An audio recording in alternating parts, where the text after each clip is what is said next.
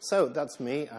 We've already established this. I'm technical director at W3C and have done various other things. That's already been mentioned, so is that. More relevantly, I chaired the working group that produced that font face, so that's nice, and some other stuff and things. So what we're going to talk about today, first of all, some basics. I want to make sure everyone's on the same page. We're using the same terminology. Then I'm going to talk about OpenType features and CSS. Then a little bit about performance, not much, but a little. And then lastly, I'm going to use my crystal ball and tell you what's coming up in the future. So, first of all, basics. What is this, by the way? Do people know what that is, what they're looking at? Shout out if you do. Yes. Why is it backwards? Yes, exactly. Good. So, first of all, terminology. A character. A character is a number. It's a Unicode code point. And it has some properties. It tells you things like, I'm a capital letter. I am punctuation. I'm a numeral. And then a glyph is the actual the thing you see, the visual representation of it. So what are we looking at here? A glyph. Yes, it's a ligature as well. Too fast, though. It's also a glyph. So how many characters are involved here? 2, yes. If you were thinking 1 because there's one of those in Unicode, do not ever use that or your site becomes not searchable. So that's 2 characters, but it is 1 glyph. Here's another example. How many characters here? 1, yes. Any advance on 1? You could also be right with 2. If you're using a combining accent, it would actually be 2 characters. But it's still 1 glyph. It could actually be using 2 fonts. That would be really bad, though, so don't ever do that. But if you have a combining acute accent in 1 font, and that's just going to look terrible, yeah, and none of it's going to match up, and try not to do that ever. So, some more terminology. Myriad Pro is an example of a font family. There are a group of related faces in that family. Now, properties and descriptors. So everyone knows what a CSS property is, right? Obviously. Who could tell me what a descriptor is? It's okay, I'm not going to ask you to do that, but I will explain the difference. So if you look here, there's font family and there's font weight, and they're twice, right? So the ones in the top in the @font face are descriptors. What they're doing is they're telling you what this font can do. This font can do bold. And in the H1 there, we've got font weight, bold. We're requesting. We want headings to be use a bold font. You see the difference? Good. And I just said that. Right. So, of course, you don't always use a single font. You tend to have a stack of them. You have a comma-separated list. And the first one will be used that A, actually exists, and B, has glyphs for the characters you're trying to display. So here's a common problem. If you've ever looked at a Japanese font and you've seen English language text in, it often kind of sucks because they were added as an afterthought, the Latin glyphs. So the way you get around that is you put a Latin font first. So any Latin characters will come from the Latin font. Like this. The problem is, after a while, the font designer who did the Latin font goes, hey, there's these things called hiragana. There's not very many of those. I'll throw some of these into my font. And they also suck because it's the first time they did it. And you can't put both of them first. So how do you get around this? Does anyone know how you get around this? Yes! Prize to that. Yes, exactly. You use Unicode range. Now, Unicode range, the initial value for that is the whole of Unicode. But that's not claiming that the font has all the possible glyphs. It just says that you can use them.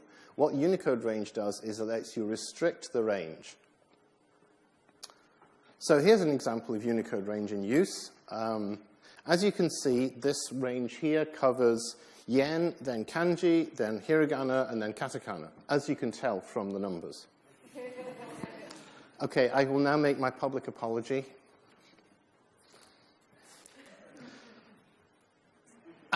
It seemed like a good idea at the time. Unicode was new. U+ was how everyone was writing it. And I proposed this syntax, and I said, I don't really like this, but I can't think of a better one. Silence. Okay, I'm going to put it in the spec then. Silence. We can't get rid of it now. It's there, but I'm very sorry. So here's an example. What we want to do is have this and that with a nice swooshy ampersand. So let's try that, shall we? So first of all, we'll add this swooshy to it. Yes. Thank you, love. Yes, okay, so that changed the whole thing, but now we want to say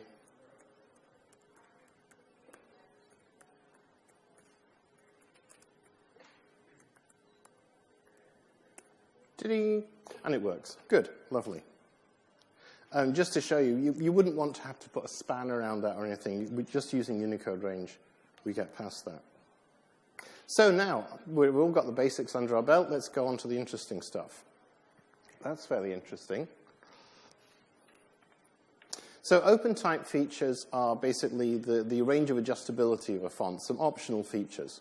There will be a set that's turned on by default, and the others you have to switch on yourself. If you've used desktop publishing, then you'll be used to these. And when you come to the web, you go, oh, I don't get to use those anymore. But with CSS, we can now, in CSS Fonts 3, we can actually do this stuff. So the syntax, so I'm giving these talk in Firefox, by the way, which does support the syntax I'm going to show you, which is font variant. There is also another syntax called font feature settings, which does the same thing, except it uses cryptic little 4-letter codes, and it's a pain in the ass, and you have to always look up the spec to see which one does what. Unfortunately, that is very widespread in use, whereas font variant, well, it's in Firefox, some of it's in Chrome. Hello, Internet Explorer. Sorry, Edge. If Edge could actually add it, that would be great. Hint. So here's an example. If you look at these 2 lines of text, you can see that the bottom one has lowercase letters, and you see these have ascenders and descenders. And you notice that numbers don't, so they don't really fit with it. Whereas what we can do is just change this one property here, and now we use old style figures, which have ascenders and descenders. Obviously, you wouldn't do it globally like I've just done. You would do it depending on what the content is of your actual headline or whatever you wanted to style. Here's another example. So, fractions. Yeah, Unicode does have some fractions. It has a half and a quarter, stuff like that. It certainly does not have 13/27ths, however. Also, if you use that code point, if you use a quarter, then someone searching 1/4 in Google is not going to find your site because you used a different character, right? Instead, what you want to do is put them like this with a slash, and then just tell it to display those as fractions. Again, one property, pretty simple, makes it nice and easy to read. So this example, let's look at this. Which is the biggest number? Maybe the one starting with 8. That looks like a bigger number than 1 or 2, but actually, no, you'd be wrong because these numbers don't line up. Now, of course, you could make them line up by just putting a monospace font on there, but that would make the text, the rest of the text would suck. It would not look good. What you actually want is a proportional font, but with tabular numbers, so they line up nicely in a table. Again, just one property, and it just improves the typography of your site, if used in the right place, obviously. And here is the example I started with. This font has some nice little ligatures and stuff. So the font, whenever we add a new property in CSS, the initial value always has to be whatever the browser used to do to maintain web compatibility. So let's change that now to discretionary ligatures. And now we get this RO and the LE, and it's all very nice and pretty. You probably want to do that on heading, and you probably wouldn't want to do that on body text. And now let's set it to none. So notice the FL ligature went away as well. It literally is forcing no ligatures to be used here. So you may have noticed if you link a single web font to your page and then you use bold or italic, you get bold and italic. Even if the font you're using doesn't actually provide them. What happens? The browser fakes it up. All right? It's not an italic, it's an oblique. It slants it over. And it makes fake bold. Well, now we have a property to stop it doing that. So I can say, you're only allowed to fake up the bold. Or I can say, you're only allowed to fake up the oblique. Or I can say, don't do any of that. And there we go. Now that's actually the single font that I've downloaded without any fakingness. Let's change to a different one. Let's change to Rochester. No, didn't. Fake. There. And now let's switch back on the allowed stuff. And now we have a fake italic, which is a really hideous creation, and I'll take this off screen as soon as I can. Kerning. Do people know what kerning is? Yes? Good. Kerning is how the font says particular pairs of letters, how it wants them to go together, because the spacing. So now, font kerning, again, auto is the default value, and now I'm going to change it to normal, and nothing happens. The reason nothing happens is because Firefox actually does the correct thing here. It switches kerning on by default. But if I was using Chrome, you would have seen a change there. Suddenly kerning would be applied, because they care more about speed than they do about typographic legibility. So by default, they switch it off.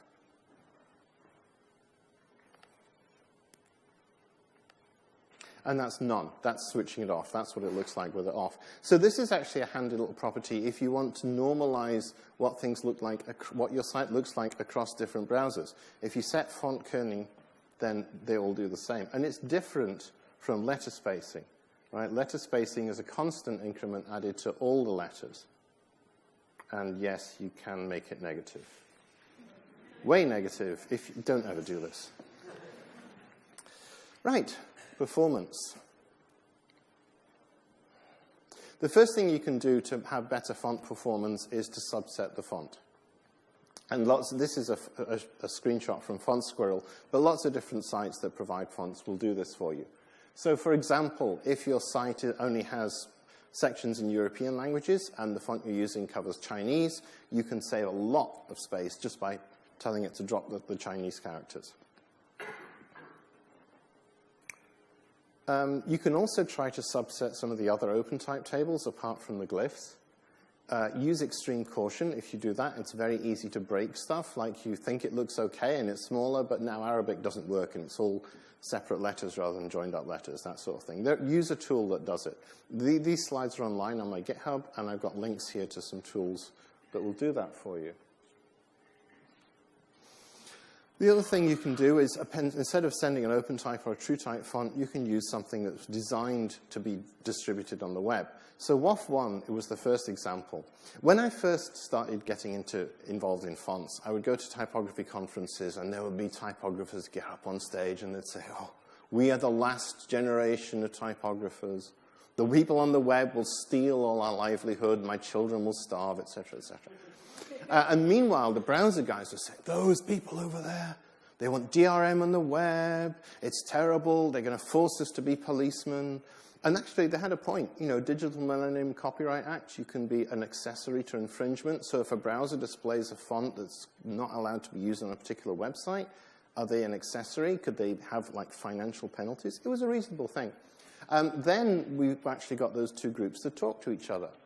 And the font guy said, no, actually, what we want is like a link to the license. Oh, well, that's easy. We can just add a bit of metadata that does that. So while we were doing that, we added a bit of compression as well. So WOF1 uses gzip compression. This was an easy sell to get this in the browsers because it's already used in HTTP. It's already used in PNG. So there we go. There's a description of what WOF1 does. It adds some metadata, optionally some private data as well. The private data can have anything that the font vendor wants to put in there. The only thing that the WOF1 spec says about it is that it must not affect rendering. You will fail if you do. In other words, if I put some fancy data like a license key in there, and then you use it and you haven't paid for it, it's between your lawyer and the font guy's lawyer. It's got nothing to do with the browser. The browser does not have to get involved. So WOF2, once WOF1 was a success, we added WOF2, which has some much cleverer compression. So here's an example. This is at the HMTX table, horizontal metrics. And you can see that this glyph here has an xmin, ymin, xmax, ymax. And it also has what's called a left side bearing, which is how far away it is from the axis. That's the same as xmin. That information is in there twice, and it's identical. So we throw one of them away, because we can calculate it when we get the font back. Similarly, the glyph table, which is where the actual outline data is stored, has lots of, it has bytes, it has long ints, it has all sorts of stuff. If you put those in separate streams and compress them, it's better than compressing the whole lot. The locker table, that's a set of pointers. For each character, where does the corresponding glyph start? Well, we're going to have to recalculate that anyway. We throw the whole table away. Great compression if you're compressing 0. So that's WOF2 compression summarized. Better compression. We also cover true type collections, which is where you have multiple fonts in one font file. So when I say it's better, so this 100% here, that is the entire Google font corpus and the entire Adobe font corpus, taken as 100%, that size. If you compress that whole lot with WOF1, you get down to 45%. With WOF2, 32%. It does vary a little. So if you're using true type glyphs, you get good compression, 68%. If you're using type 1 glyphs, or PostScript glyphs, you get slightly worse compression, but still pretty good. Now, we already saw the descriptors and the properties and stuff. So on the left-hand side, we've got some CSS, which has a bunch of descriptors. On the right, we have some code which looks remarkably similar. It has the same stuff, the weight and the style and the family and the URL. But what we've declared there is an object. And then it returns a promise once it's loaded, and then what our script does is it throws a class on there so the font actually gets applied. So this means you can control it yourself. You can decide when it gets loaded. Okay, the future. It's not that far future. What I've been talking about mostly is CSS Fonts 3. I'm now going to tell you basically what's in Fonts 4. Don't we all mourn illuminated manuscripts? Everyone wants to put one on their website, right? Everyone is itching. Okay, that's not really why we did it. That's why we added colored fonts.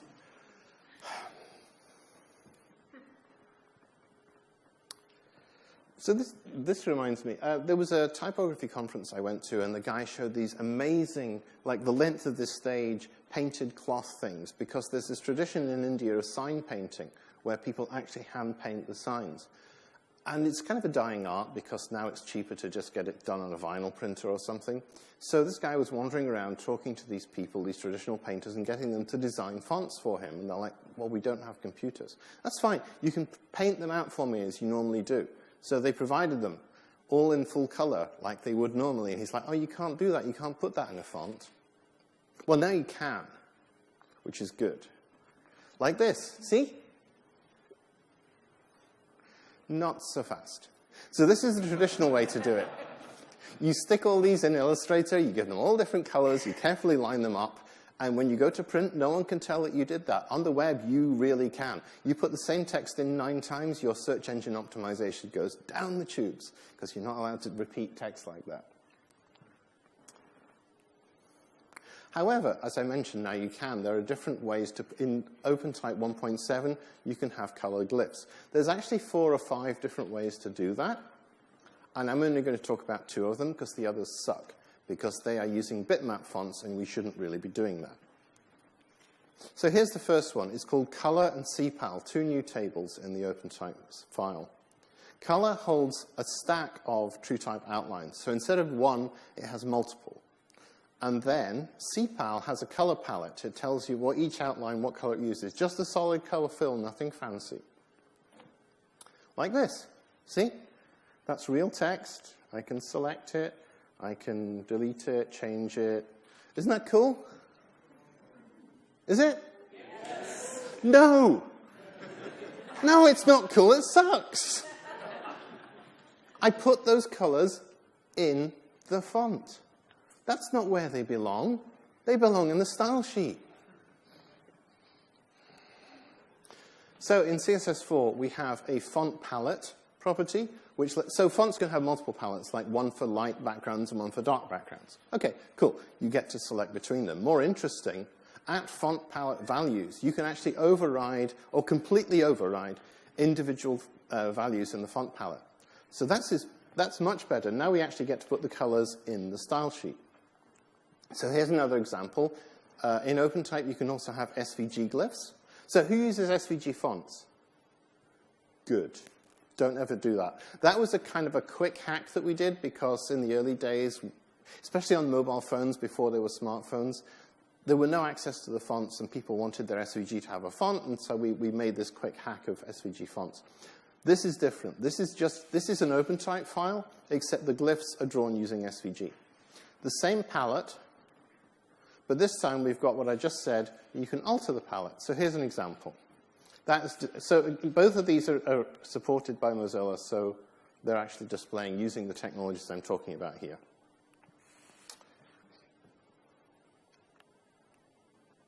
Okay, so there we go. So let's have a look at this. Let's change this to yellow, for example. Ooh, oops.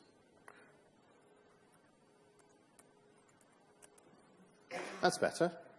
Or I can change the hue or whatever. I can rotate it around.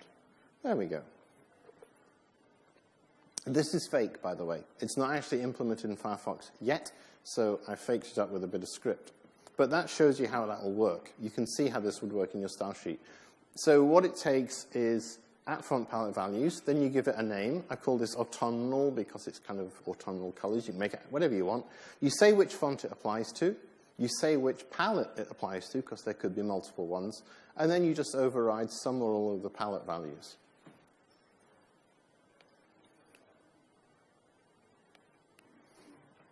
Okay, so earlier I showed font synthesis, which is actually how you disable synthesis.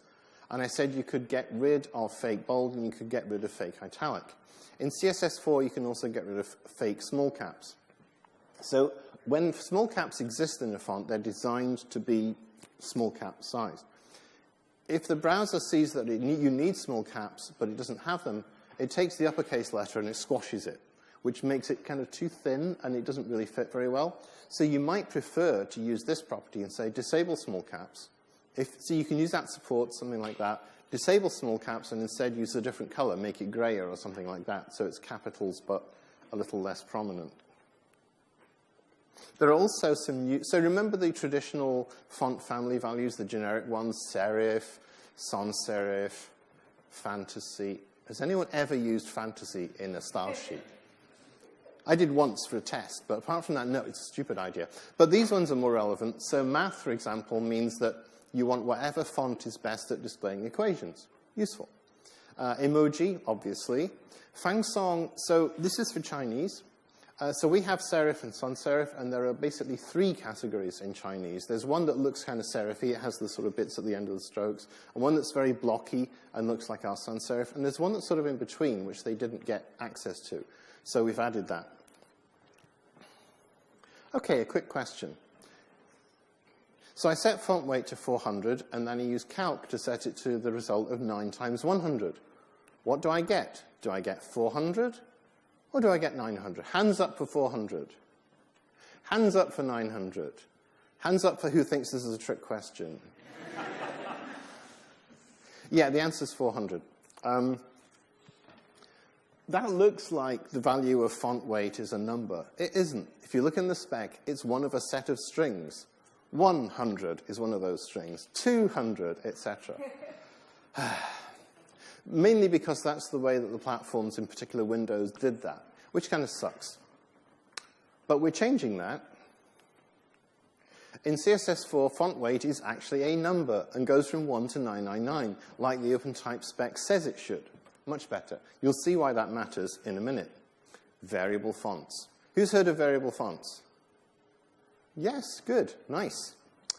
Variable fonts is a way of putting in a font not only the base design that you want, but also some axes of variation.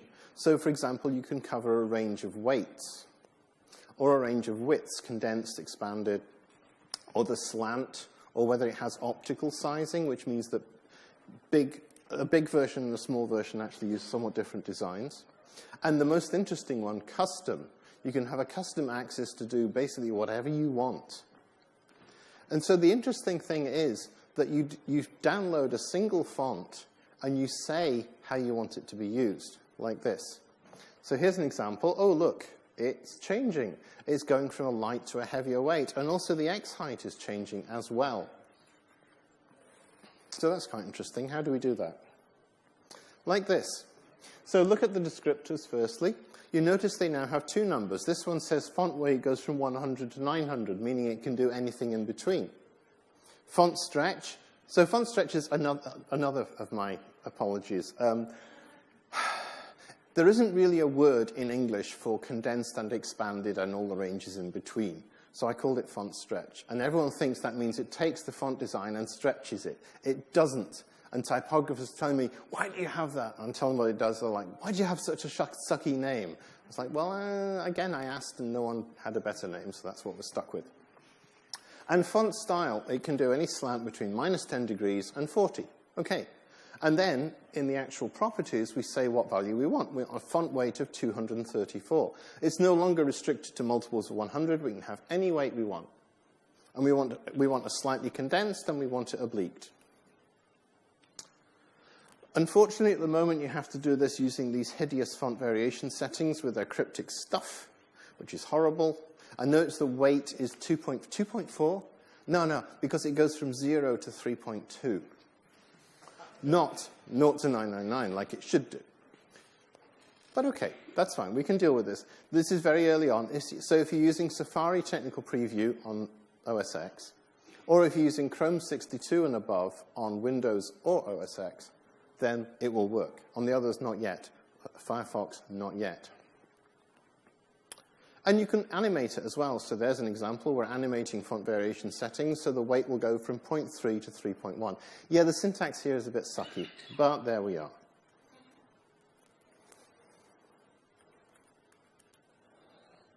Ooh, pretty.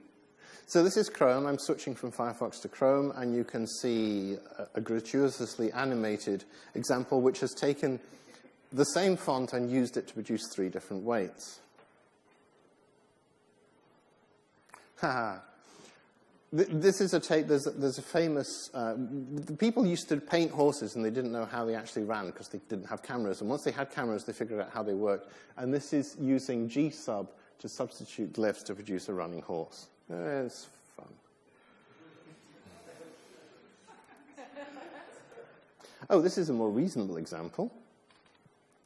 So you can take text and you can make it fit whatever space you have available. Ooh, look at that. So that's using a variable font so that it exactly fits the available space. That's cool. That's the thing you can actually do something useful with.